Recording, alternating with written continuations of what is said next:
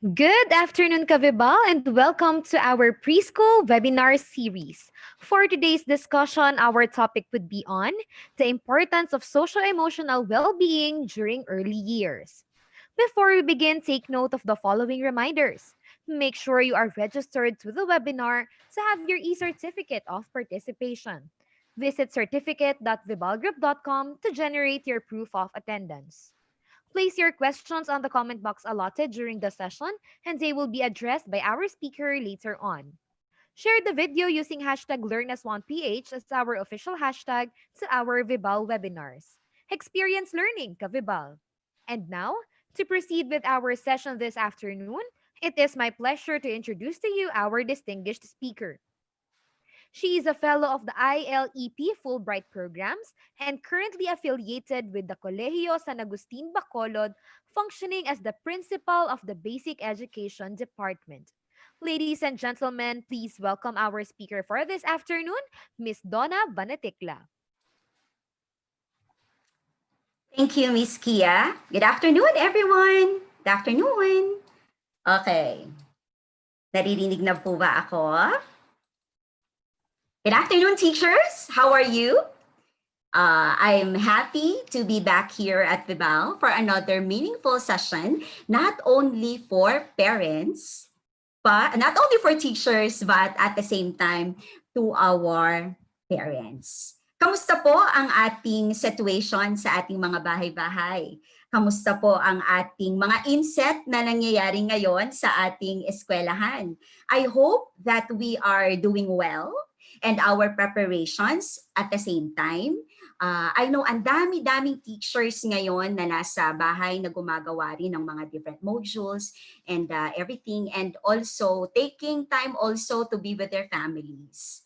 So this afternoon, I am going to walk you through the importance of socio-emotional well-being during the early years. Okay.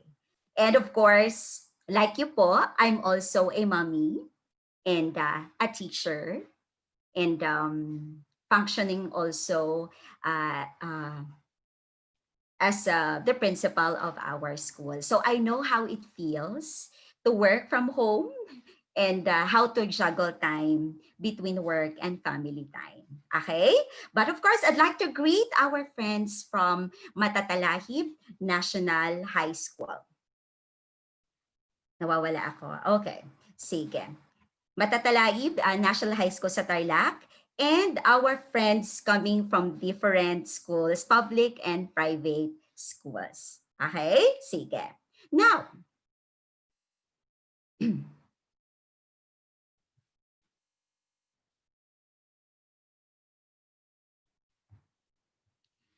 according to Dalai Lama, it is vital that when educating our children's brains, we do not neglect to educate their hearts.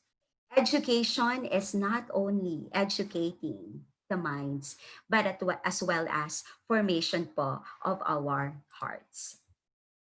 Okay. Now, ika po ha.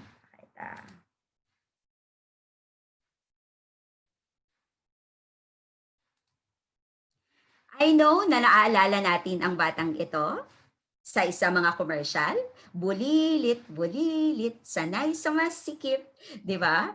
At ang commercial din na pag 3 pataas, mag-Bonakid Preschool, 3 plus. Di ba? At ang Nido, ang anak ni Ding Dong Dantes. At ang another commercial pa, yung Asim Kilig.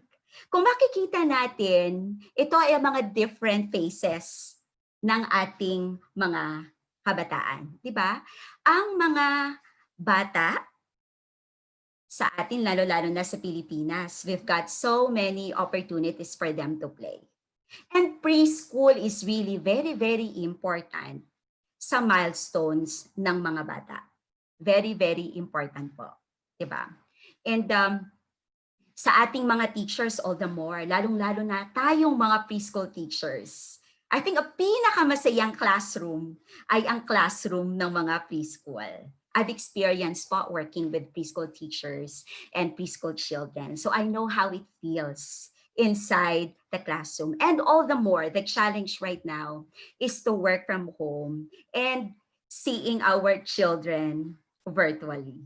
Hi po sa aming mga preschool teachers, Teacher Sella, Teacher Jane, Teacher Risa, Teacher Mai.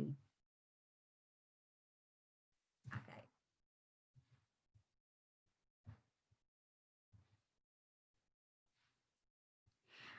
This is a very beautiful preschool song, Remember Me While I Was Small. I hope that alam natin po ang kantang ito, di ba? When you find my little fingertips all over your bedroom wall, when you want to yell a bit, something ganon. Well, I know it's hard to believe that once you were a kid like me, and someday I'm gonna grow up. So remember me when I was small. This is a very special song for me. Kasi I always remember my child. I want to remember her while she is small. I've got a 4-year-old kid, si Nina. I hope nakita niyo po siya sa first po namin na session last March with Vibal. Napakabilis lumaki ng mga bata. So parang ganito siya 1 month later, after a few years, ang laki-laki na. Let us remember the kids while they are small.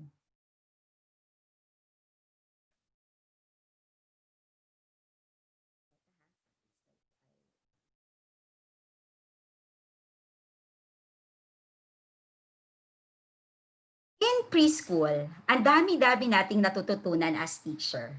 'Di ba? Alam natin, kilala natin si Dora. Kilala natin si Sophia the First. Kilala natin itong Butterbeans Cafe. It's very, very special for me because lahat yata ng mga episode ng mga palabas na ito ay nakita ko na at napanood ko yung mga episode ni Dora, ni Sophia the First having a preschool kid. And may mga natututunan din ako kahit na ito ay mga palabas lamang sa TV. And of course, sa isang preschool. Okay. Now, preschool means happiness for me. Kasi the kid is learning so many things in preschool. More than the academics, mas natututunan ng mga bata ang ibang skills. Okay? Kaya, di ba, marami tayong ginagamit sa school para maging ma-activate ang mga skills na ito. Nakapanood na ba kayo ng Chuchu TV? Napanood nyo na ba yung isa pa? Teka. Eto, si Peppa Pig. Kilala ko si Peppa Pig. I know, kilala niyo si Peppa Pig. Disney Channel and even ang Nickelodeon. Ang mga palabas na ito, pambata siya, pero may mga skills relating to the social and emotional ng mga bata. Pakanta-kanta lang, pasayaw-sayaw, at yung mga episodes, for me, ay may nagpupulot ang mga bata. And of course, we need also to process it with our kids. Preschool is a time for creativity loading. Maraming mga nagaganap sa preschool. And yung ating mga bata are given enough opportunity while they are in school and even today.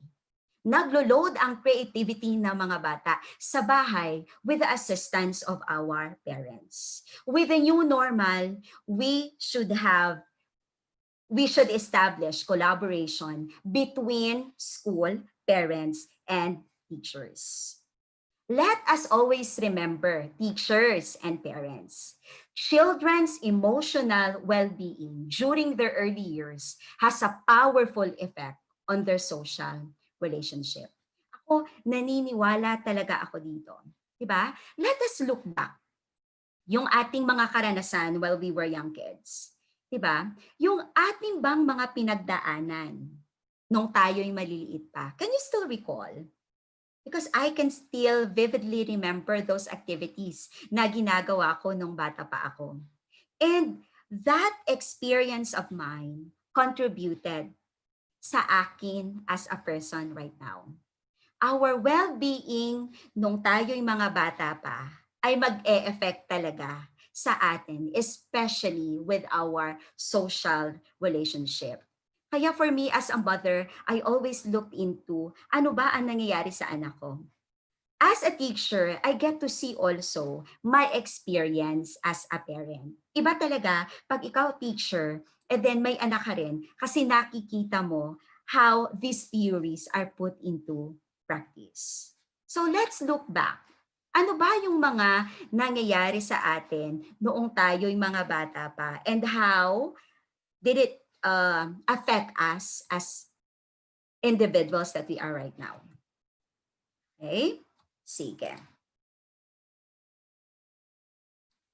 Children who are emotionally healthy are better able to establish and maintain positive relationship with adults and peers. That's according to Travis Smith in 2014. Naniniwala ba kayo dito that children are emotionally healthy, are better able to establish and maintain positive relationship with adults and peers? Oh, I always believe that children, kailangan they should start with ang kanilang early years talaga, that they are emotionally healthy. Okay? And that kailangan magkaroon ng positive relationship ang community in bringing up sa pagpapalaki ng bata. Ang aking camera po ay napuputol-putol. I don't know what's wrong with this, but I will go on pa rin po. Sige. Eto, this shows, nung ako ay maliit pa, ay talagang nakapulutan ko ng aral. Batibot, pagmulat ng mata, di ba? Sa batibot tayo ng tuklasin sa batibot, ang tuwa, ang saya, ang dami-daming mga values na binibigay ang show na Batibot. Naabutan ko yan. Ang once upon a time, kapag Sunday, naabutan ko rin. Ang saya ng mga palabas at may mga magagandang values na nakukuha ng bata, and even correcting ng mga bagay na dapat sa bata ay matutunan at an early age. Si Sedi, si Sarah ang munting prinsesa din. These shows, palabas siya sa TV, pero nakakontribute din sa values formation. Ang mga laro noong 1980s, 1970s, 1990s, naabutan niyo na ba ito, teachers? Ito, yung lata, even yung sa mga kahoy, 'di ba? Palaro-laro. At yung mga iba't ibang palabas sa TV. It's very important to look into how this shows, how these activities contributed to our being right now. Kasi what we are right now is a product ng ating mga karanasan, ng ating mga experience nang tayo ay mga maliliit pa. So let's look into the social and emotional developmental milestone ng mga bata. What's in the box? Ano ba ang meron sa mga bata? And I know these things are no longer new to you. Diba? Kung tayo ay teacher, maraming mga theories ang ating pinag-aralan sa ating undergrad, sa ating education courses for us to understand kids better. Now, let's look into Eric Erickson's stages of psychosocial development. I'll zero in sa stage 1, 2, and 3 as the formation years. Diba? From womb hanggang ang bata ay makarating ng 1.5 years old, nade-develop na nung bata yung basic virtue of hope. Nagkakaroon tayo ng trust versus mistrust. Sino ba ang ating hinuhugutan? Sino ba yung ating pinagkakatiwalaan as an infant? It's more of the feeling. And yung bata ay nag-hope. Kaya ang focus at that stage is the mother. Very important ang kalinga ng nanay sa period na yan. 'Di ba? And yung next period ni Erik Erikson stage ay ang autonomy versus shame. Dito ang focus naman natin ay ang mga parents.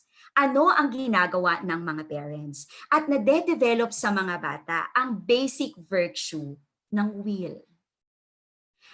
At stage 3, at the age of 3 to 5 years old, ang focus dito naman natin ay ang contribution ng ating family.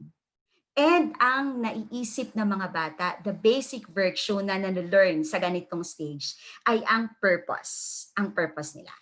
So, I'll go over with 4, 5, 6, 7, and 8, but I'll zero in with 1, 2, 3 on my next slide. At the age of 5 to 12, yung focus na ng bata ay ang mga nagaganap sa kanya sa school, sa friends, sa bahay. Ganon din sa 12 and 18. Industry versus inferiority.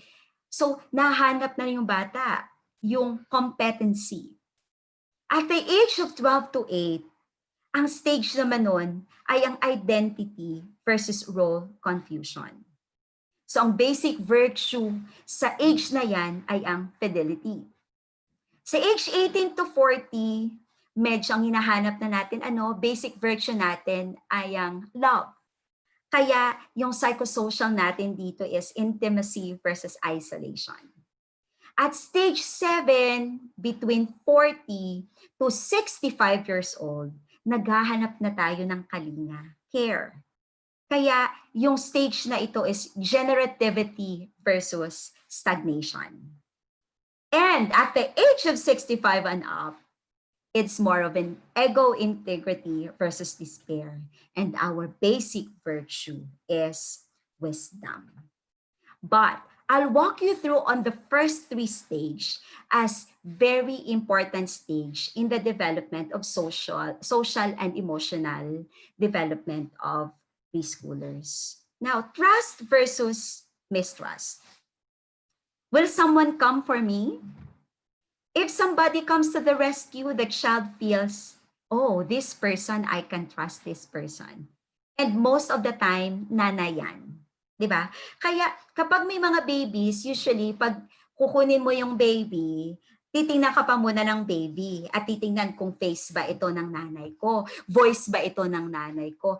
Parang pagkalinga ba, parang may haplos ba ng nanay ko ito? Trust. And then if the child feels, parang I feel na hindi ako comfortable, nafe-feel ng bata, na parang stranger ito, then there's mistrust. At that stage, very important, sa developmental stage ng bata, na nafe-feel niya na may mga tao siyang napagkakatiwalaan. Tayo mga Pilipino, we're very, sa culture natin talaga that we really take good care of the kids at that point, at that stage, talagang yung kalinga ng nanay, parang hinahanap-hanap talaga ng bata. And we are really very attached with our kids. I experienced it firsthand. 'Di ba? So, yung bata pag nakikita ka talagang tuwang-tuwa. Even the voice lang ng nanay, talagang yung bata nakaka-feel siya na secured siya. Dito, kahit na smell, parents' voices, kahit sa part na ng feeding, bathing, play, and the eye-to-eye contact matters a lot for the kid at that stage. Kaya nga ang presensya ng nanay, ang pagbibigay kalinga ng nanay is really vital at that moment. May touch din syempre ang tatay, pero iba ang kalinga na inaibibigay talaga ng nanay. Sa second stage ni Erik Erikson naman ay ang autonomy versus shame. The child is developing physically and becoming more mobile and discovering that he or she has many skills and abilities, illustrating the child's growing sense of independence and autonomy. Sa ganitong parte ng kanilang age, parang gusto nila na ma-discover lahat-lahat, which is true. Sa anak ko, I realized that nung mga 1.5 hanggang 3 siya, na parang gusto niya na gawin niya yung mga bagay na nakikita niya na ginagawa ko. Say for example, kapag naghuhugas ng pinggan, 'Di ba? Parang gusto niya rin na gawin yon and binibigyan ko rin siya ng opportunity to do it. Because at that point, ay gusto ng bata na maging in touch, na discover niya ang kanyang mga skills at that age. I know for parents who are watching this, alam ko na nakaka-relate kayo dyan. Pero minsan, ang dami nating no sa mga bata. There is a growing sense of independence and autonomy at this stage because they wanted to discover things. They are on the stage of discovery. And, of course, sa isang theory pa, ni Freud's psychodynamic theory, one of the infant's major developmental tasks is gaining the ability to function as a separate individual. In the earliest months naman, the child is totally dependent upon its mother. Kagaya ng sinabi rin ni Eric Erikson, di ba? Very dependent sa nanay. Before, later daw, ay nagiging egocentric na yung bata. And na-express niya na ang kanyang sariling needs. So, kung titignan natin, sa first few years ng bata, ang very important na task ay nasa nanay talaga.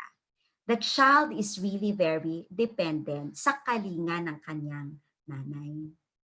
Kay Skinner's behavioral theory naman, meron tayong operant conditioning, di ba? A process of growing child experiences in terms of operands or responses which serve to influence future actions. Merong strong parental approval immediately following some desirable behavior. So meron tayong tinatawag na mga binibigay sa kanila na mga binibigay na pag ginawa ng bata ito, may binibigay tayo kaagad. Diba? May mga reinforcement tayo sa mga behavior ng mga bata. 'Di ba? Pag ang galing-galing mo, I'll buy you lollipop. 'Di ba? Meron tayong binibigay for them to deliver, and then we give something in return. And that reinforms at some point behavior ng mga bata. Kaya gusto ng mga batang i-repeat yun because may mga magagandang experience sila na naibibigay right after. Skinner's behavioral theory of operant conditioning. Kaya, di ba, pag ganito, 2 years old or 3 years, kumanta ka. If you will sing, I am going to give you a lollipop. So yung bata, kakanta-kanta ka agad. Kasi may nilulook forward yung bata that something will be given right after delivering this. Napansin ko talaga sa anak ko, those theories talaga, pag may anak ka, you will discover that it's really true. Social learning theory. You're taking in this theory, you're taking more interactive view of social and emotional development of Bandura's social learning theory. Ang ating behavior ay nai-influence by observing others. Diba? Both parents and peers. Kapag tayo ay nagbe-behave ng ganito, ay nakukuha rin yan ng mga bata na imitate nila. And it's really true. Lalo-lalo na tayong mga preschoolers.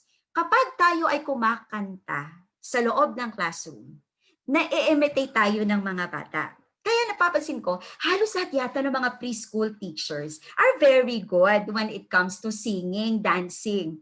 'Di ba? Yung mga skills na ganyan, kasi kinokopya tayo ng mga bata. They imitate also our behavior, especially yung mga bagay na magaganda.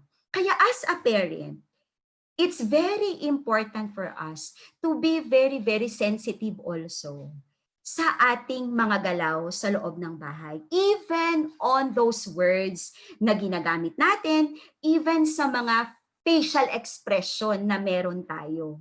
Kasi yung mga bata ay kumukuha ng cues sa atin. With Bandura's social learning theory, na ang mga bata are great imitators.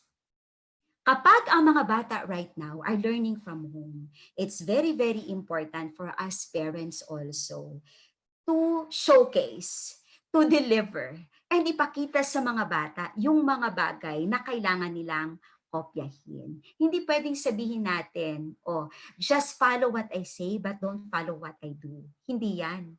Diba? Because kids are great imitators. Whatever anong nakikita nila, para sa kanila ay tama. Diba? Kagaya na alala ko nung 1980s ay merong advertisement sa Nescafe. Ano man ang nakikitang ng bata, kahit mali pa yan, ay nagiging tama sa mata ng bata.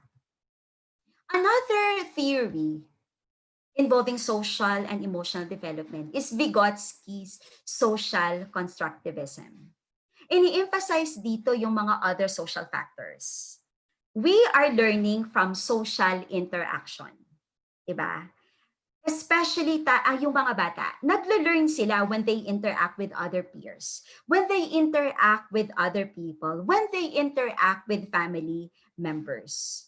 Especially yung mga matatanda, adults and other children who provide them with essential support and with the right cultural environment. Kaya kapag sa akin ha, with this social constructivism, it's very important to surround kids with the right community, with the right environment too. As I mentioned earlier, we are a product of our we are a product of our we are a product of our community.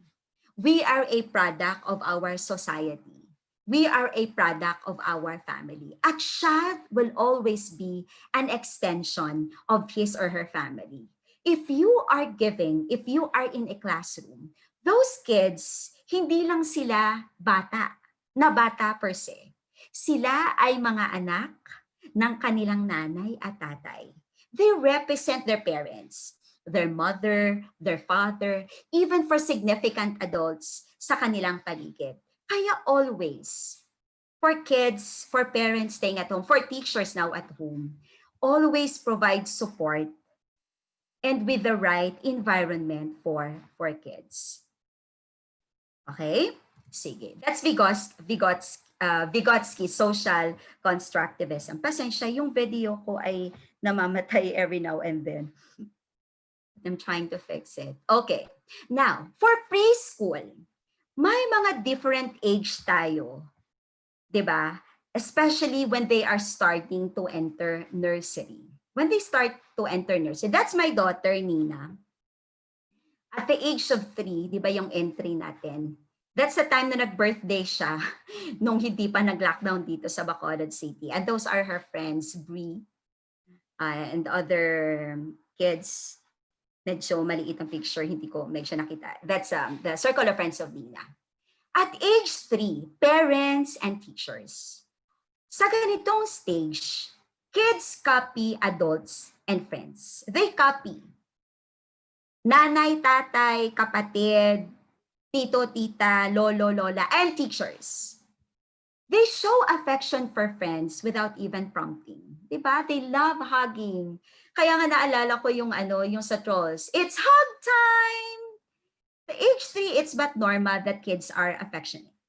They show affection for friends even without prompting. And they take turns in games. Kailangan at this time ay nalelearn din ng bata mag-take turns. Okay? They show concern for crying friends. I'll just turn off na lang po yung video ko kasi napuputol po. Maybe it's with my connection. Pasensya po. Show concern for a crying friend. Kapag may umiiyak, yung mga bata, no, ay, teacher, umiiyak siya. Then nagko-comfort din yung mga bata. But that's normal at the age of 3. Nagagawa na rin ng mga bata to address and undress self. Alam niya na yung t-shirt, magboto ng kanyang damit, and even maglagay ng kanyang short. At na-understand niya na rin yung idea ng mine and his or hers. Yung mga stage na ito, kapag ikaw ay teacher, di ba, na nakikita mo and na-experience mo, talagang ginagawa talaga ito ng mga nursery. That's why meron silang, that's mine. It's mine, teacher. That's my bag. That's my lunchbox, teacher. Because they already understand the concept of a property. And at age 3, nakikita natin na nakakapalabas na yung bata ng range of emotion. Siya ba ay happy? Siya ba ay sad? Siya ba ay upset? By the way, I don't use the word angry for kids. Kasi iba yung implication pag ginamit mo yung word na angry and yung word naman na upset. So instead of using upset, I use the word, instead of using the word angry, I use the word upset. And yung bata at the age of 3, nasa-separate niya na rin yung kanyang sarili easily from other family members. But at some point, may get upset with major changes in routine. Kids at this stage ay kailangan nila ng routine. Kaya sa preschool, may mga circle time tayo, di ba? And meron tayong after that, we say, clean up, everybody clean up,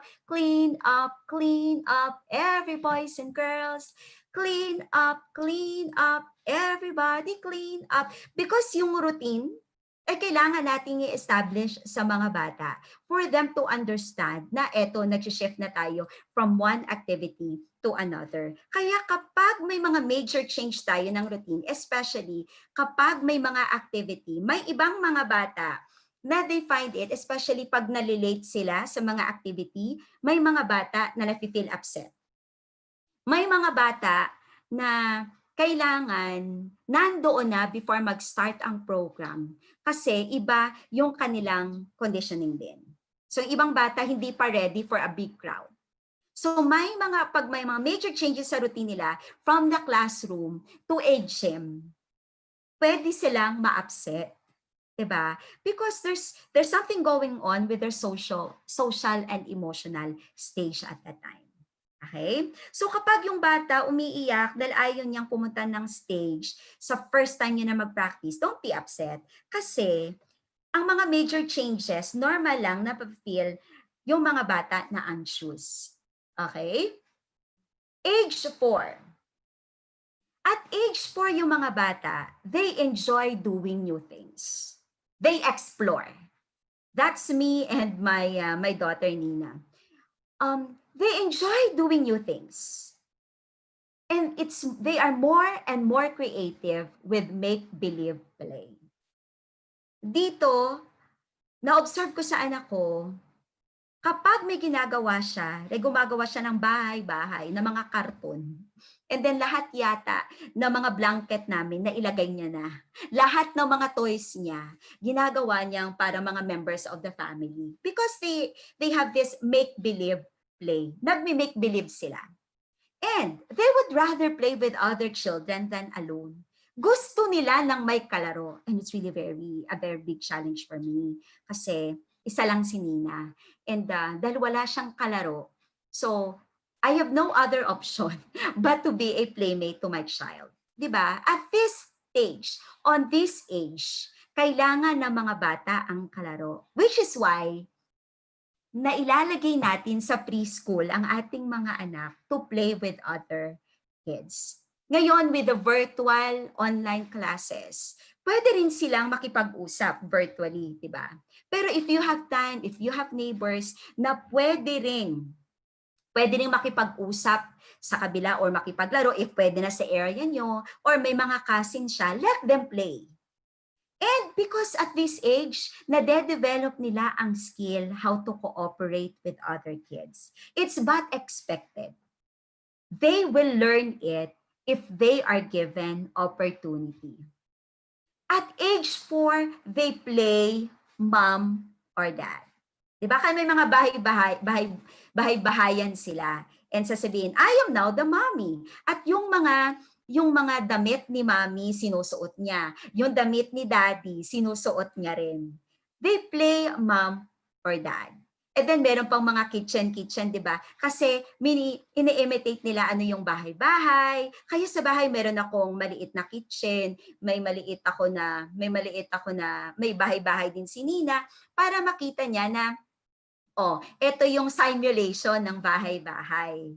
'Di ba? They often can't tell what's real and what's make-believe at this age. So, at this age, pwede pang maano yung bata. Eto medyo nako-confuse pa sila. Is this real? Is this make-believe? So, it's for us parents to guide also kids sa stage na ito. Eto, totoo na ito ha. Eto real. Kaya be very careful. Kapag nanonood yung mga bata, especially na mga cartoons sa Disney Channel, Nickelodeon, ano pa, Disney Junior, may mga ginagawa doon na hindi pwedeng gawin ng mga bata. Like, di ba, si Peppa Pig, sabi ni Peppa Pig, jumping up and down in muddy puddle. So minsan, akala ng mga bata, okay lang niya pumunta ka sa labas, maglagay ka ng marami at magtitimpa sa pisaw ka talaga. So sometimes sabi ko, anak, ang ginagawa ni Peppa Pig doon, yung ano niya, yung muddy puddle niya, no, it's only for Peppa Pig there. But in your case, eto, wala tayong muddy puddle na maibibigay sa'yo. So pag may water doon na maliit, magsastamp siya ng kanyang feet. Or sometimes, yung si Nancy Fancy Clancy na yung ginagawa niya, although syempre, possible naman talaga yung stair na sumasakay siya mula sa itaas hanggang baba na hindi, pagdating doon, nagja-jump siya. Of course, in real sense, hindi pwedeng kopyahin din ng bata kasi baka mabali, di ba? So, let's also guide our parents when they are watching. Baka kasi may mga hindi pwedeng kopyahin din. So, let's guide our kids. At the age of exploration, kailangang ma-develop din sa kanila what's real and what's make-believe. And talks about what he or she likes and is interested in. At the age of 4, nagbababol yung bata. Alam niya na kung ano yung gusto niya. And alam niya na kung ano yung mga interest niya. Kaya sa pagbibihis, they get to choose ano yung dapat na damit na gagamitin nila. They get to choose ano yung sapatos na gusto nilang gamitin. Di ba? Kasi alam na nila kung ano yung gusto nila at ang hindi nila gusto. Even for channels at even yung pinapanood nila. Gusto nila kung ano ang gusto nila. So sometimes sa parents, hindi natin naiintindihan. But we didn't realize that at this stage, yung mga bata ay exploration stage. They need to explore. And we as parents and as teachers should guide them, walk through with them on their choices. Okay? So, at age 5, they want to please friends. Gusto nila na ipiplease ang kanilang mga friends, yung kanilang mga kaklase, yung kanilang mga playmates. And they wants to be like friends. That's why they imitate the behavior of other kids. That's why in school, it's very important also to notice ano yung mga behavior ng batang ito. Kasi yung isa, napapansin nyo, pag umiiyak ang isang bata, iiyak din ng isang bata. They imitate their friends. Kaya it's very important also to regulate. If you are a parent, and walang playmate yung mga bata, madali kang na-imitate ng anak mo. Even yung mga nambibewang ka, na-imitate ka ng bata. I experienced it firsthand. Kasi at one time when I'm delivering webinars in different areas and opportunities then, I am telling my kid, you just stay there in your room, you read your book, and then you can watch TV, you can get your snacks. At one point, guilty rin ako na-imitate ako ng anak ko. Sabi niya, Mommy, you just stay there You just stay there, you can get food. You can get your snacks, you read your book, or you can watch TV. Yun ang nakikita niya kasi ako lang yung nakikita niya sa bahay o yung tatay niya. They imitate their friends. That's why kapag may bago, may magandang laruan, yung iba gusto rin nila, meron din sila. Because they wanted to be like their friends. Kaya nga dito, yung may mga circle of friends na yung mga anak nila, parang nagkokopyahan sila ng mga gusto rin. Diba? And more likely, at the age of 5, they are more likely to agree with rules. They are more likely to agree with rules. Kaya nga, it's very important to have rules at home and may rules din sa classroom, diba? Sa aming school, sa preschool or sa grade school, meron kami class rules. Rule number 1, follow direction. Rule number 2, raise your hand if you want to speak. Rule number 3, raise your hand if you want to go to CR. Raise your hand when you want to go to CR. And rule number 4, respect each other. Rule number 5, make your teacher happy. Ganon. Most likely, they will agree with rules. Kaya nga, mas madaling magbigay ng routine sa bata. Example, saan gumagamit kami ng power strategy? Example, attention. Attention. Gumaganon kaagad yung mga bata because it's very easy for them to follow rules. Pag sinabi ni teacher, raise your hand if you want to speak. And then nag-raise talaga ng hand yung bata.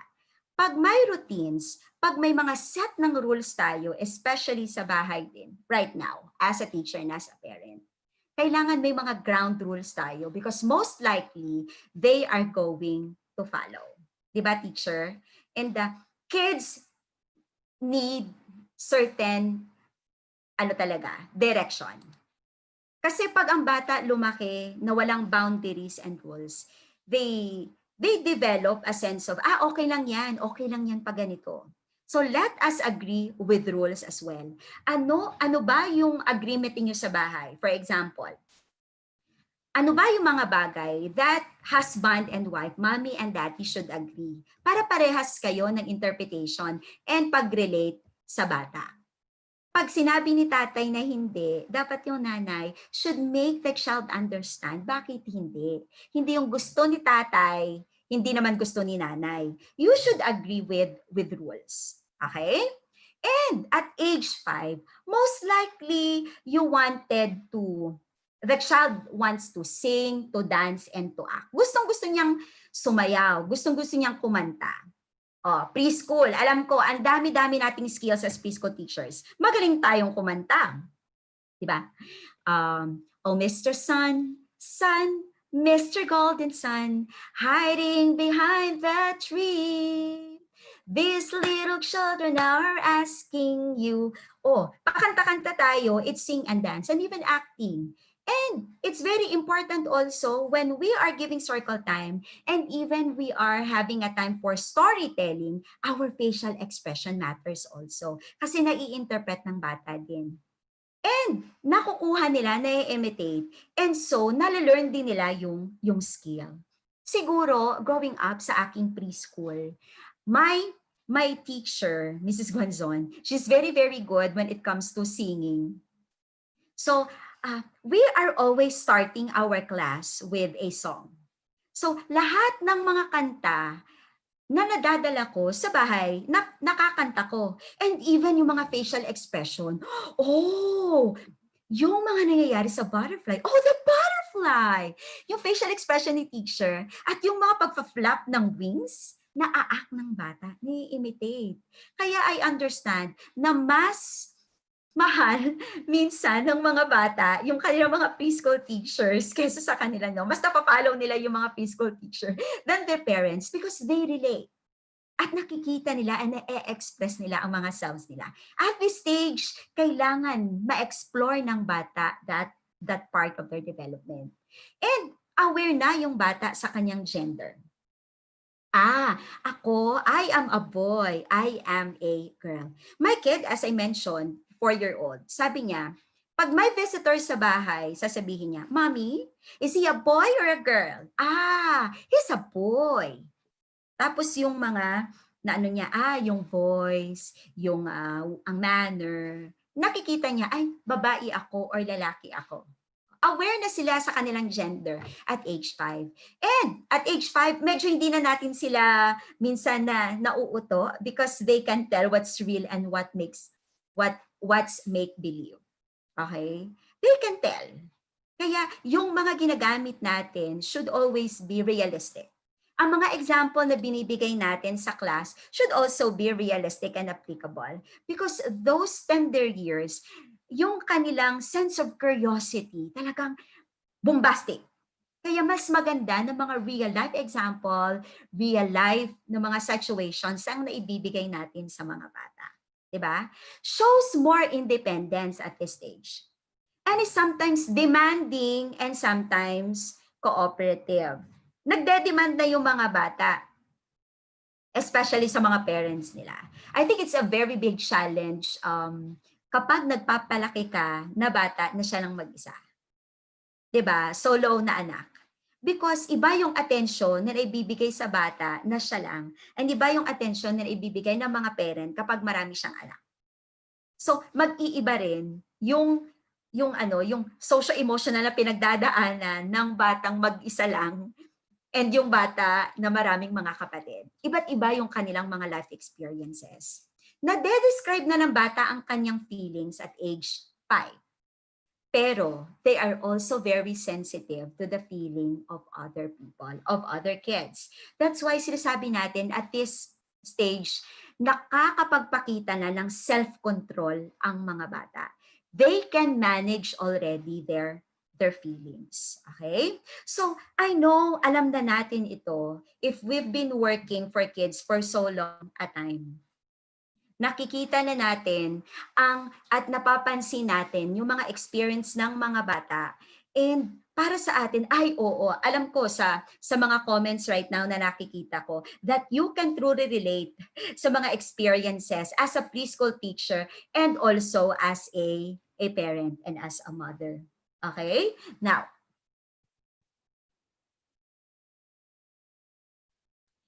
there are so many expectations, but expectations about the developmental milestones of the kids are also driven by our cultural values and preferences. For example, dito sa atin, because of our culture, the Filipino culture, tayo ay more of a tender, loving care. We really wanted to give extra love. We really shelter our kids the best that we could. The best na maibibigay natin. But in other cultures, iba rin. Sa other cultures, at age of 3, kailangan alam na ng bata na kumain mag-isa, di ba? Sa atin, sinusubo pa natin. Kaya nga, sometimes yung independence na tinatawag, it's very difficult, especially pag nag-shift na yung bata from preschool to grade 1. So, at age 3, kaya na nilang independent learning. Independent na skills on how to feed, how to go to CR, how to dress and undress. Let's give them also an opportunity to do that. Ang developmental milestone ng mga bata, iba-iba, and it depends on culture as well. Okay? Sige. Now, as parent and as teachers, so ano ba ang dapat nating gawin with the social and emotional developmental milestones ng ating mga anak? We need to develop this, or their self-management skills. I'm using the picture of my kid. That's Nina, nung 2 years old siya. Self-awareness skills. Their social awareness skills. Diba? Self-management. Kaya ba nila na kumain mag-isa? Kaya ba nila na pumunta ng CR? Kaya ba nilang magwiwi sa CR? Can they manage themselves na sila lang without your extra help? Diba? Self-awareness. Aware ba sila sa paligid nila? Aware ba sila sa mga bagay na ito? Aware ba sila na ito ay real and this one is not? Are they socially aware of what's going on around them? Sa kanilang mga peers, sa kanilang mga playmates. And nabibigyan din natin sila ng responsible decision-making skills. Kahit bata pa. Example, pag may mga bagay na gusto, let them choose. Because that's one way also of training them how to make decisions at an early age. Which one ba ang gusto mo? This one or this one? Eto, ganito. Eto, ganito. So you choose. You give them an opportunity also to decide. Diba? And relationship skills. It's very, very important for kids to develop din how they relate with other people, especially sa kanilang immediate family and immediate circle. Sa aking experience with preschoolers, I think bawat bata, napapansin mo, iba't iba yung relating skills nila. Diba? And we cannot compare the other kid with another kid kasi iba-iba rin yung background ng kanilang community and background din ng kanilang family. Now, as a parent and as a teacher, let's look into this. Children are born with the need and desire to connect with those around them. So always establish positive relationship. I always like this part ng movie, diba? Si Coco. Si Mommy Coco, yung kanyang lola nung maliit pa siya, diba? May mga kanta siya. And mula nung maliit siya hanggang siya ay nag-ano na, tumanda na, nare-remember niya pa rin. Remember me. Though na na na na na na, remember me. Hindi ko na kasi masaulo yung lyrics ano. But kids should have positive relationship. Should establish positive relationship around him or her. Especially with their social interaction with other people. Aware siya sa kanyang mga emotions and nagkakaroon siya dapat ng skill to regulate self. Diba? Kaya nga sabi ko kanina, kailangan may mga routines, kailangan may mga boundaries ang mga bata for them to say, hanggang dito lang yan. The ability to regulate oneself. Okay? Now, do not do everything for the child. A delicate balance is required from a parent. Huwag mong gawin lahat para sa bata. Kailangan you need to strike a balance din. Hindi pwedeng ibigay lahat. Otherwise, you will not give the child an opportunity to explore. I understand tayo mga 1980s and 1990s. Wala tayo ng luxury na meron yung mga anak ngayon. So we wanted to give them everything. But at some point, we are not helping also the child develop a skill. So let's strike a balance sa atin as a parent and as our responsibility for our kids. The aim has to be self-control without a loss of self-esteem. Kasi kawawa naman yung mga bata later, hindi nila alam ang ganito. I remember, nung 3 years old ako, yung nanay ko, malayo yung eskwelahan ng nursery, sa tender touch ako, nag-preschool, hanggang zon. So, alam ko na yung nanay ko andyan lang. And I can still vividly remember that I'm always crying. At umaakyat ako sa jealousy ng bintana. And, hinayaan ako ng nanay ko. Hinayaan niya ako na umiyak. Kasi sabi niya, matitigil din naman yan sa kakaiyak. Diba? Kailangan matuto ang bata to control yung sarili niya. At ma-learn niya rin ma-regulate ang kanyang emotions. Diba? Kaya yung movie na Inside Out, nakita ko doon sa movie, yung bata maraming emotions na nasa kanya. Pero yung nanay naman, binigyan rin siya ng opportunity rin, di ba? Binigyan rin siya ng space to process yung kanyang mga feelings. Self-control without loss of self-esteem. Kasi pride din yan ng bata later. Di ba? Naalala nyo, nung 4 years old ako, alam ko na magsaing. Alam ko na yung magsaing because tinuruan ako ng nanay ko na magsaing. 5 kami. Hi, Mama. 5 kaming magkakapatid. So, ako yung second. So, kailangan ko ring matutunan how to do it para maging help din ako ng nanay ko. It's really our responsibility as parents and as teachers to develop a sense of independence sa mga bata. Let's strike a balance. Okay? Sige. Now, dito. Another movie. I like this movie. Up. Nakaka-relate ba kayo sa movie na ito? Listen and pay attention to your child. Si Russell. Kilala ko ito si Russell. Hi, I'm Russell. Diba? Listen and pay attention to your child. Especially pag preschool. I'm really a fan of Ellie. Kasi very adventurous siya. Adventure is out there. Diba? Pag ganun-ganun siya. And then, siguro ang parents ni Ellie ay binibigyan talaga siya ng opportunity to explore. Ito naman, yung batang ito si Russell, parang hindi siya binibigyan ng nanay niya talaga ng enough time din. Kasi parang naka-find siya ng assurance sa isang activity sa kanyang pagsali sa scouting. As a parent, it's very important to listen and pay attention talaga sa ating mga anak. Diba? When they wanted to say something, please give an ear to listen. Hindi pwedeng, shut up your mouth. Hindi ganon. So maybe we have the responsibility to say, okay, you must learn how to take turns. And there is always a time for you. There's always a time for you to have your own moment. When somebody is talking, you need to listen. That's the same skill that we adults should also model. When the child is talking, we listen. And when we talk, let's teach our kids to listen as well. Okay? Sige. Kayo may mga tumanda na hindi marunong makinig. Kasi siguro nung maliit pa, hindi rin natutunan paano makinig at mapakinggan. So it's high time. Let's teach our kids how to listen. And as parents and as teachers, if there are things that you are seeing with the kids, talk about it. Encourage to name the feeling. If siya ay upset, let's encourage. Oh, what are you feeling right now? Diba? May mga bata nagtatantrums.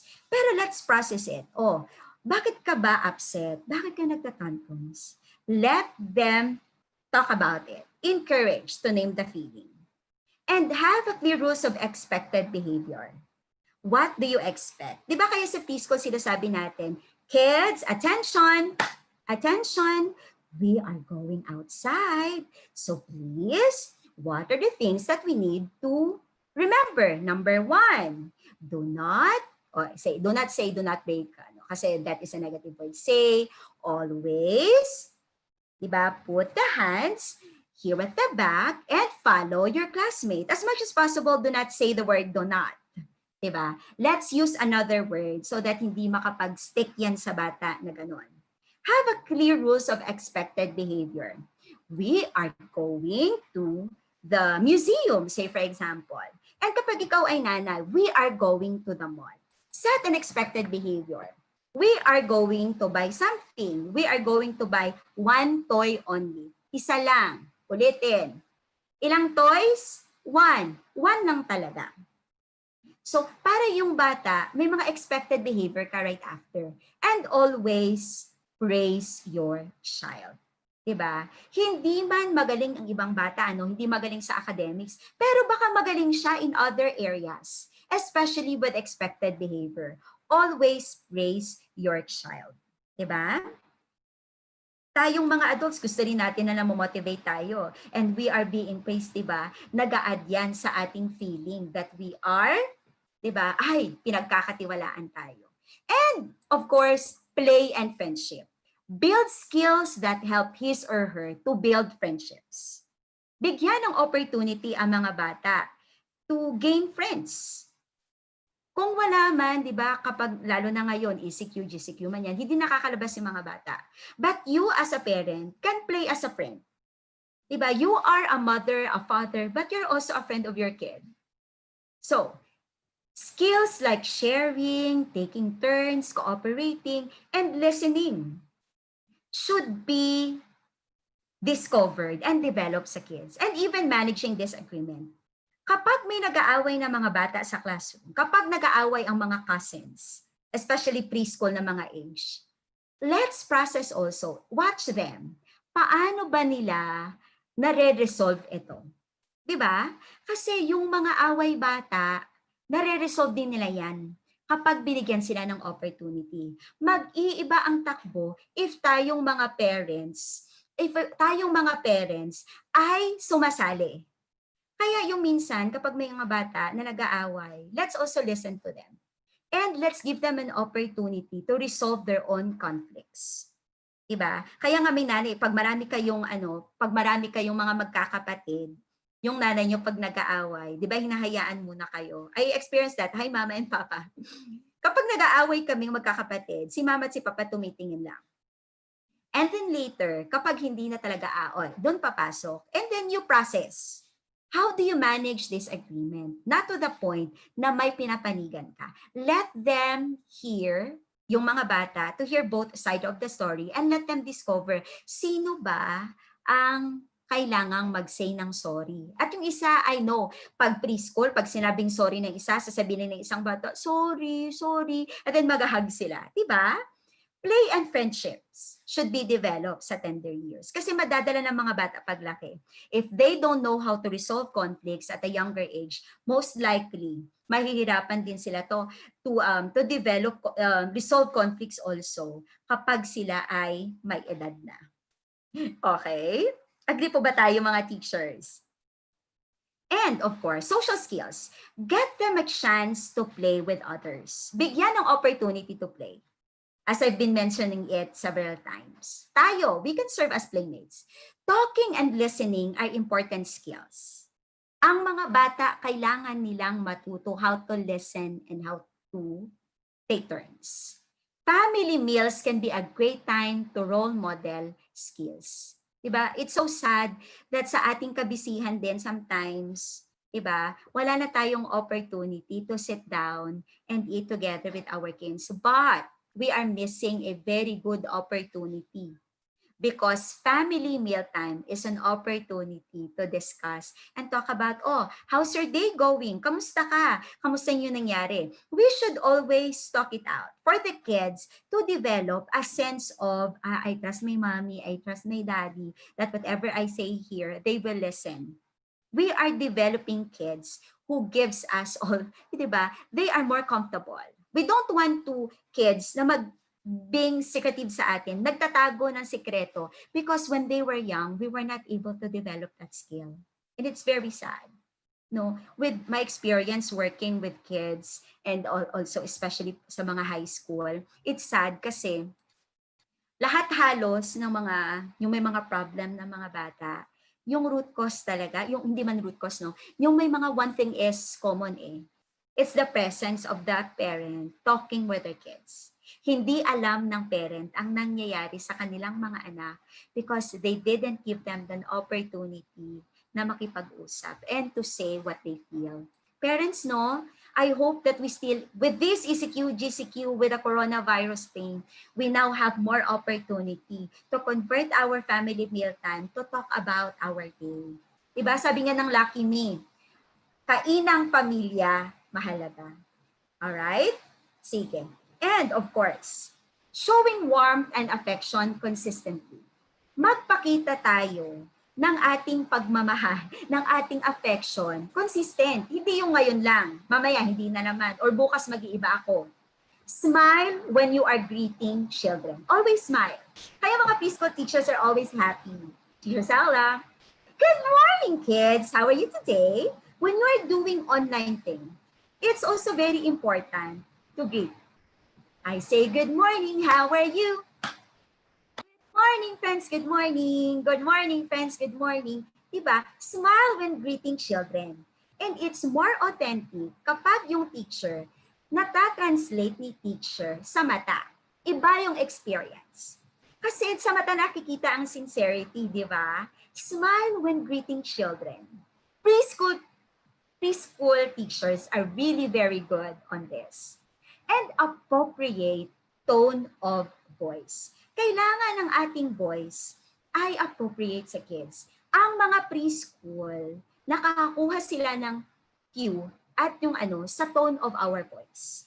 'Di ba? A pat on the back, a handshake, hugs din, ganun din, 'di ba? Ang ating tone of voice ba, malakas ba or hindi? Oh, children, si teacher, galit na yan. But always remember, sa preschool, hindi kailangan na tumaas ang boses. At the first week ng ating classes, kailangan ang voice natin, nakikita ng mga bata, eto, hindi na gusto yan ni teacher. Kids, pag gumano na si teacher, alam na ng bata, kailangan niyang gumanito na. Pat on the back, a handshake, hugs, and even brief tickles. Kailangan natin na kapag ang bata upset, no, a pat on the back matters. Or even sinishake natin, sila handshake and even hugs. Kapag upset ang bata at si teacher na ganyan, a simple hug, di ba? Oh, ano ba? And you hug? Naa-at-peace yung bata, meaning, si teacher, I trust teacher. Kaya naa-at-peace siya, nagto-tone down siya. Di ba? And even yung mga pakiliti-kiliti tayo, I like it. Kasi yung mga bata, teacher, brief tickles. Kasi, I really like teacher. Eye level, kapag tayo kumakausap, di ba umuupo talaga tayo. Hindi yung pwedeng nakatayo tayo at ginagano natin yung bata. Eye level when we are talking. As a parent, when we talk to kids, kailangan maupo muna tayo and mata sa mata. Okay? And always make loving comments. Oh, I love your smile today, Donna. Oh, you're absent yesterday. I miss you. And even simple chit-chat with kids, it matters a lot. Preschool yan eh. Ang kanilang emotion, pinaprocess pa nila. They are getting cues from the people around them, especially sa ating mga mommies sa bahay. Okay ba tayo dyan? Nakaka-relate ba tayo? And of course, always remember that our preschoolers are kids who need all the hugs, the warmth, and the feeling that you love them and you care for them. Preschool age is the age of make or break. Kaya nga, ang all other emotions ng mga bata later, kung papansinin natin, going back, ay ang mga experience nila nung sila ay maliliit pa. The feeling of being loved, security, and the feeling that you are trusted. Okay, parents? Okay, teachers? All I really need to know, I learned in kindergarten. Share everything. Diba? So that stage, kailangan na share nila because at that stage, kapag they learn how to share at a younger age, it becomes easy for them to share when they are already mature people or adult people. Play fair. Tinuturuan natin yung mga bata how to play fair na walang nanlalamang sa preschool. Kailangan na process natin yan, ang mga experience of fair play. Don't hit people. Put things back where you found them. Clean up your own mess. Don't take things that are not yours. Say you're sorry when you hurt somebody. It's processing of emotions. Say you're sorry when you hurt somebody. Wash your hands before you eat. Diba? Flush! When you're going to the toilet, flush. Warm cookies and cold milk are good for you. Diba? We always say that, especially pag sa gabi, ang cold, ang milk. Live a balanced life. Learn some and think and draw and paint and sing and dance and play and work every day some. Preschool age should be an opportunity, an age period wherein kids should develop their talents and skills given the opportunity ng school at ngayon ng ating parents working hand in hand with our teachers and developing those skills of kids. Take a nap every afternoon. Are you taking a nap? And when you go out into the world, watch out for traffic, hold hands, and stay together. That's a skill of following rules. Be aware of wonder. Remember the little seed in the styrofoam cup, that mango seed? The roots go down and the plants go up and nobody really knows how or why. But we are all like that. Goldfish and hamsters and white mice and even the little seed in the styrofoam cup, they all die. So do we. And then remember the Dick and Jane books. And the first word you learn, the biggest word of all, look. Everything that we are, everything, all those skills that we have right now are all products of our experiences when we were young. Diba? Kaya nga, sabi dito sa kanta, and I really like this, bawat bata sa ating mundo ay may pangalan, may karapatan, tumatanda ngunit bata pa rin ang bawat tao sa ating mundo. Hayaan mong maglaro ang bata sa araw. Kapag umuulan na may nagtatampisaw, mahirap man o may kaya, maputi kayo manggi, at kahit anumang uri ka pa, sa iyong mundo pagbata ka. Diba? Tayong mga bata, yung mga bata, hayaan natin sila, give them all the love, give them all the support, and give all the trust that you can. the skills of the people of tomorrow all depends on the skills that we are instilling sa kids today. Tayo po ay may malaking role to play, especially as parents and as teachers. And with that, I think I am done with my discussion. And if you have any other question, diba? Again, there's simple ways to, diba, to establish or to form a child. And happiness will always be into your kids' brain. Okay, teachers and parents. Oh, sorry.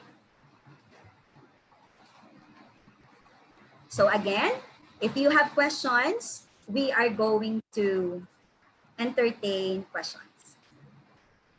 Okay po. Hello po, Ma'am Donna. Good afternoon Pasensya ang po. aking video. Umuulan kasi dito sa akin.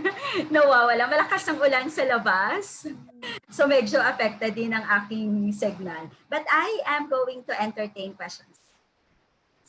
Okay po. Hello po, Ma'am Donna. Can you hear me po? Yes po, yes po. Opo. So, ma'am, here we have some questions from our viewers. The first question, Yes. ma'am, is from Miss Erica Legazpi. What could be the possible implications to a child whose parents are separated or single parent? That's a very emotional na tanong because right now, ang dami-dami nating cases ng mga bata with absentee parents and separated parents as well. And it really contributes to the formation of the child. I can say, sa mga experience ko working with young kids, especially preschool. But all I can say siguro, if meron tayong enough family support, merong nagbibigay sa bata na support, especially emotional, I think it helps. May mga bata naman na product ng mga separated families, but they turned out to be well because of the loving support given by other members of the family. It will take you, di ba? Magkakaroon ka talaga ng hard time how to process. But ang key there is family support. And kung isa man, kung single parent, always be available for your kids. And make him or her feel that kahit kulang man, it's always, di ba, hindi siya kulang as a person because lahat ng love ay naibibigay natin. Okay? Ano pa? At and later nagsisurface talaga sa attitude din ng bata paglaki. Meron namang ibang bata na separated or single parent, but they turn out to be well. And looking back, nakikita ko ay ang galing ng parent. Kasi naibibigay ng parent yung emotional support at napapaintindi sa bata yung situation. And okay naman. Pero meron talaga na walang enough na family support. And that's really a very, very, a very, very sad reality. Okay. Meron pa isang question. Did I answer the question? Yes po, ma'am. Apo. Okay. Next question po, Ma'am Donna. This is from Miss Lani Rose Concepcion. What activities can we give our children to develop their socio-emotional since interaction is limited? Yeah. I think it's now our duty as parents at home. Maraming socio-emotional interaction na pwede natin gawin sa bahay. We can have role-playing, di ba, na tayo ang playmates. Kids are getting cues from us. Di ba? Siyempre, right now, if we say, ay, we are not going out kasi may coronavirus. Yung bata, nafe-feel scared din. Kasi ang cues ay nanggagaling sa atin.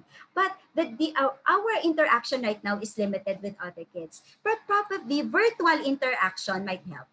Na nakikita niya ang cousins niya, virtual, may kamustahan na nangyayari, o di kaya yung mga sa neighbor. Baka kung hindi pwedeng mag-interact sa labas, baka pwede sa balcony na mag-usap-usap. Or activities natin, let's give them also activities involving yung mga artwork, di ba? Let's develop also a skill for them to do independent activities, but of course with our support din. The reality is here now.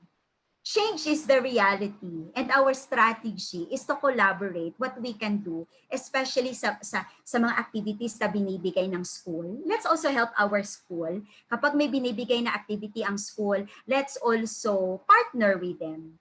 And siguro sa bahay with my with my experience with my kid na isa lang. Ang socio-emotional activity that I can give to my kid is to be with my kid, especially when she needed me. May time na may playtime kami talaga na kami ay maglalaro. No work, let's just play.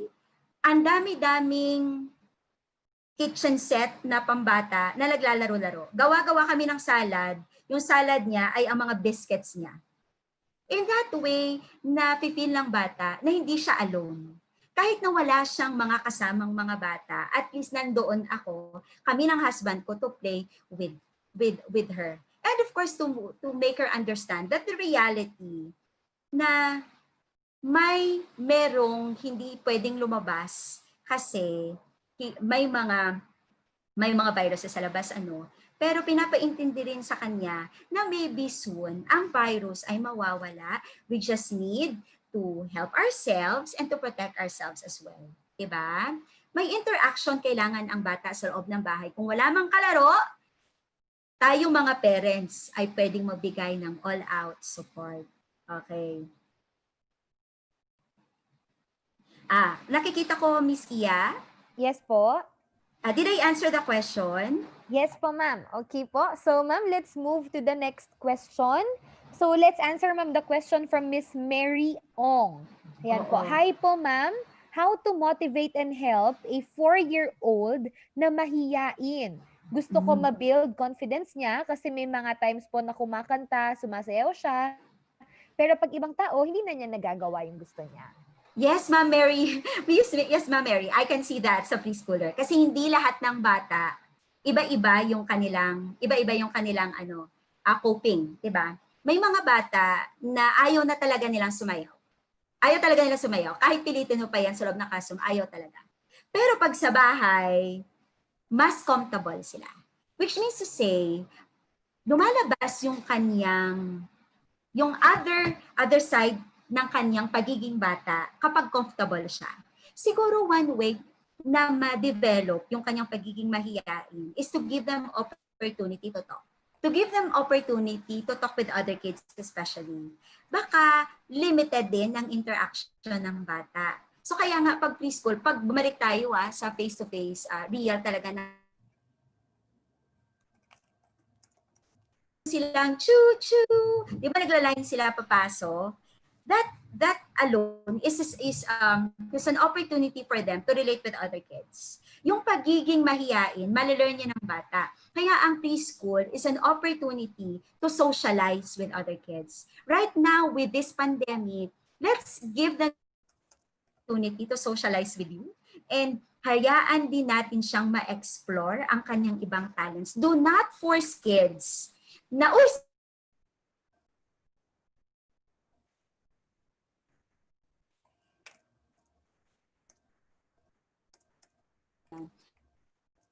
kasi they are still on the process of processing their own emotions. At time talaga, darating sila able to overcome that, given the right opportunities.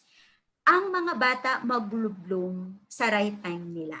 Diba? Sa experience ko, nung 2 years old ako, mahiyain din ako. Ayoko, tapos pag kumakanta-kanta, ayoko rin.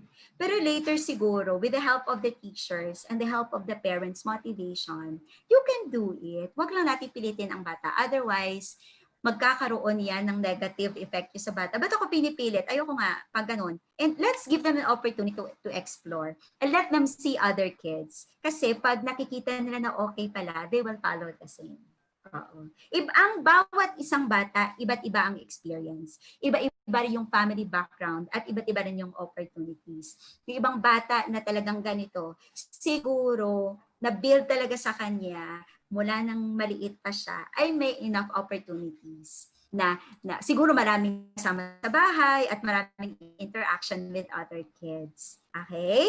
Sige. Thank you po Did I answer the question? Okay po, Ma'am Donna. Hello, Miss Kia. Yes po, ma'am. Hello po. Okay Yes po. po. So for our next question, ma'am, this is from Miss Fabian Kalahate. What if one student Oo. is aggressive towards his other classmates and the parent is not willing to help in disciplining the child? What should the teacher do? Oh, I think common cases yan sa preschool. Common cases. What if one student is aggressive towards his other classmates and the parent is not willing to help in disciplining the child? What should a parent do? You know, bawat parent, may iba-iba tayong parenting style. Tama. Probably ang background ng bata, siya lang mag-isa. Or meron siyang maraming kapatid, iba-iba. If ang parent is not willing to discipline the child, wala po tayong way na tayo ang mag-discipline sa bata, di ba? Dapat it's more of like pag aggressive ang bata, I know ang mga teachers nakikita nila yan, nanonote nila. Tama teacher,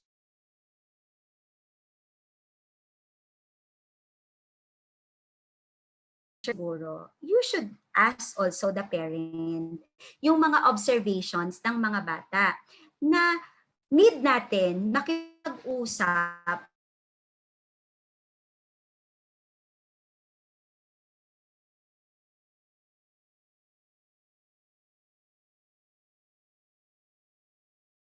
it's more kasi some parents are open. Some parents are very close because they need to protect also their kids. My way of disciplining my child is different from the way you discipline your child.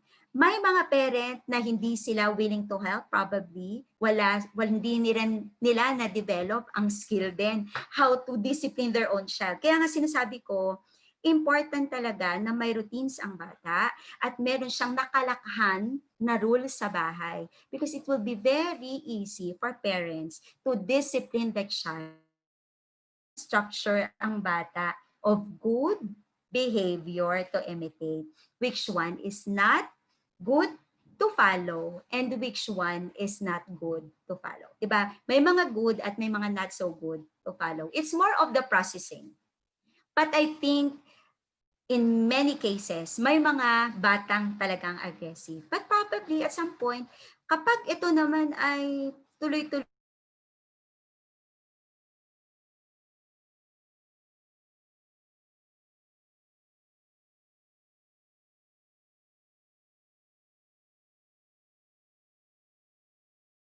naman, our will lang is to communicate with parents all of those observations na meron po tayo. Consistent observations. Hindi lang particular na sa isang bata.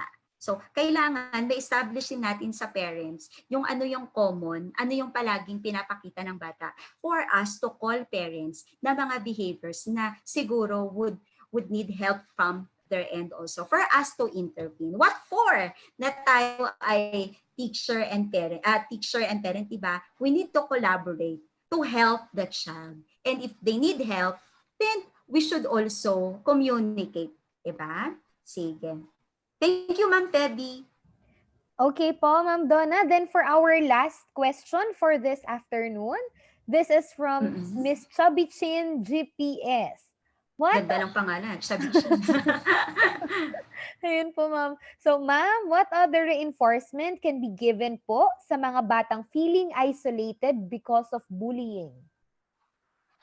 Eto naman, ang bullying kasi parang naging, ano na yung, usapin niya palagi sa lahat ng mga schools, and even for kids.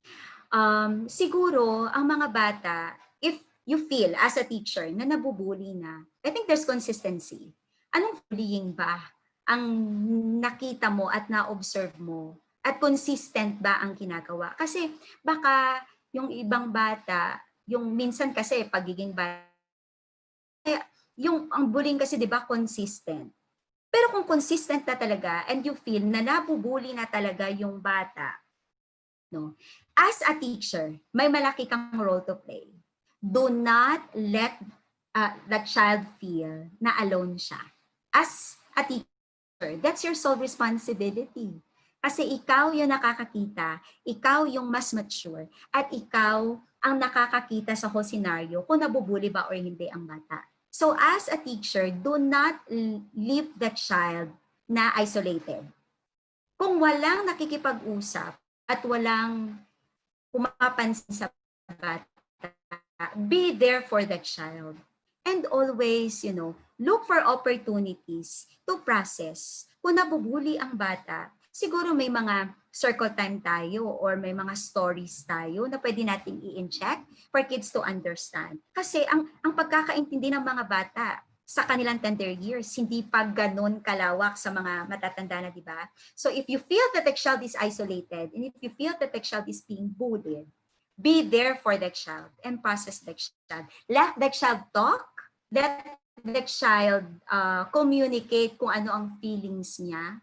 And then siguro that's the time that you take steps also kung paano ka makaka-help, makakapagtawag sa parents na kailangan na ng inyong help para ma-help ninyong bata. After all, 'di ba, ang mga bata na atin, may responsibility tayo as teachers to take good care of them. 'Di ba? Ang dami-dami nating mga responsibility to play as teachers. And one of which is to take care hindi lamang ng isa kundi ng lahat halos ng mga bata. Okay? Pasensya po, umuulan po at medyo ang signal ay nawawala. Kaya nawawala po ako maya-maya sa camera. Okay. Miss Kia? Hello? Hello po, ma'am. Hello? Okay po, Ma'am Donna, that's all the questions we have for now para po sa ating session this afternoon. Ma'am Donna, before we end this afternoon's learning session, do you have any final reminders to our viewers po? Yes po.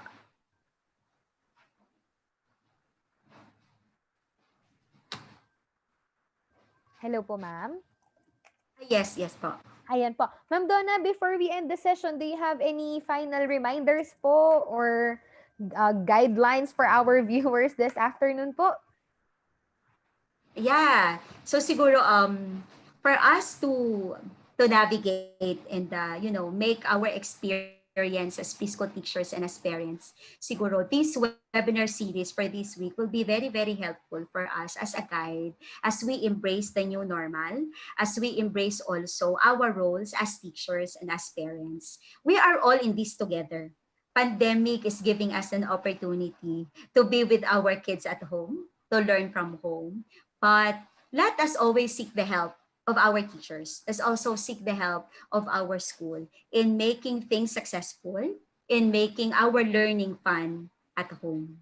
The socio-emotional well-being of the kids are very, very important. As they grow older, babalikan talaga niyan. Tayo as teachers and as parents ay may malaking bahagi sa formation ng mga bata in the future. Let them feel that we love them. Let them feel that we are with them, and let them feel that we are growing together with them. So with that, I think, Miss Kia, that will be my parting words to our viewers. And again, thank you very much, Vibal. Thank you very much, Miss Kia, Miss Michelle, and Miss Sarah, for the opportunity again to relate with our viewers, especially for our teachers on this new normal. So Okay. you can email me at Nina Banatikla. Nakikita naman po natin yung email. You can contact me po. I've got my own page also. And of course, thank you to Vibal. That will be all. Okay po, there we have it. Thank you so much, Ma'am Donna Banatikla, for this very insightful session that you had with us this afternoon. Thank you for sharing your experience and your expertise towards our topic for this afternoon on the socio-emotional well-being of our preschoolers. In behalf of Vibal Group Incorporated, thank you very much po, ma'am. And to all our You're welcome. Opo, and to all our Kavibal viewers, thank you so much for being with us. We're already halfway through the week. We'll see you again for the remaining 2 sessions we'll have this week on our preschool webinar series, and we hope to see you to the other webinars we are having also on our Facebook page. Muli po, magandang hapon sa ating lahat at maraming salamat po. Good afternoon. Bye.